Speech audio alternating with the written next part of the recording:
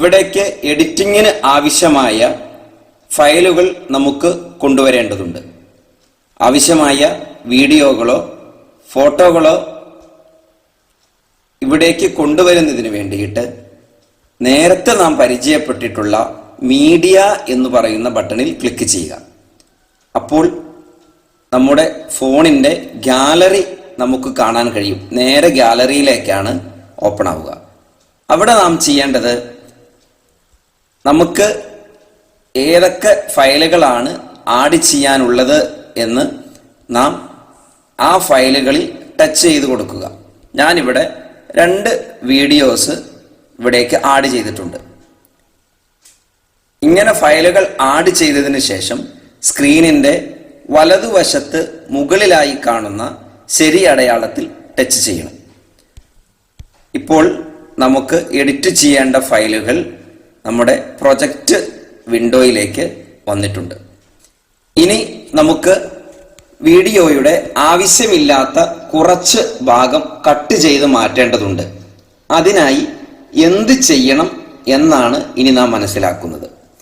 എനിക്കിപ്പോൾ ഈ 2ാമത്തെ വീഡിയോയുടെ അവസാന ഭാഗമാണ് എനിക്ക് വേണ്ടാത്തത്. അത് കട്ട് ചെയ്യുന്നതിനായി നാം ഇങ്ങനെ മൂവ് ചെയ്ത് എവിടെയാണോ കട്ട് ചെയ്യേണ്ടത് അവിടെ വെച്ചതിന് ശേഷം ആ വീഡിയോയിൽ ഒന്ന് സെലക്ട് ചെയ്യുക. അങ്ങനെ നാം ടച്ച് ചെയ്ത് കഴിയുമ്പോൾ സ്ക്രീനിൻ്റെ വലതുഭാഗത്തായിട്ട് ഒരു കട്ടിംഗ് ടൂൾ, ഒരു കത്രിക വന്നതായി കാണാൻ കഴിയും.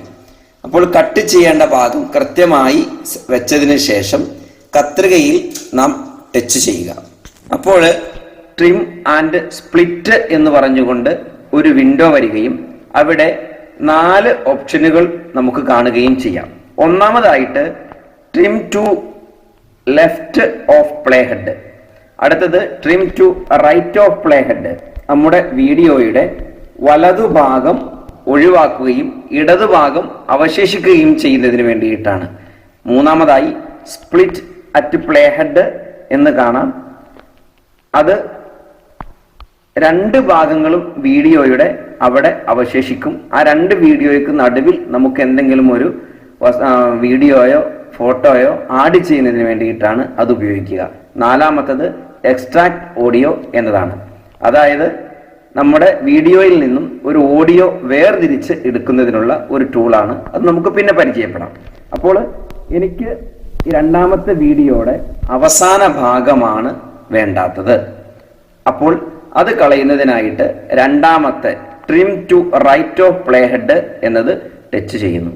അപ്പോൾ ആ വീഡിയോയുടെ അവസാന ഭാഗം നഷ്ടമായിരിക്കുന്നത് നമുക്ക് കാണാൻ കഴിയും. ഇങ്ങനെ നമുക്ക് ആവശ്യമില്ലാത്ത ഭാഗങ്ങൾ മുറിച്ചു മാറ്റിയതിന് ശേഷം നേരത്തെ പറഞ്ഞതുപോലെ തന്നെ സ്ക്രീനിൻ്റെ റൈറ്റ് ഭാഗത്ത് മുകളിലായി കാണുന്ന ശരി അടയാളം ടിക്ക് ചെയ്യുക. ഇങ്ങനെയാണ് വീഡിയോയിൽ നിന്ന് ആവശ്യമില്ലാത്ത ഭാഗങ്ങൾ മുറിച്ച് കളയുന്നത്.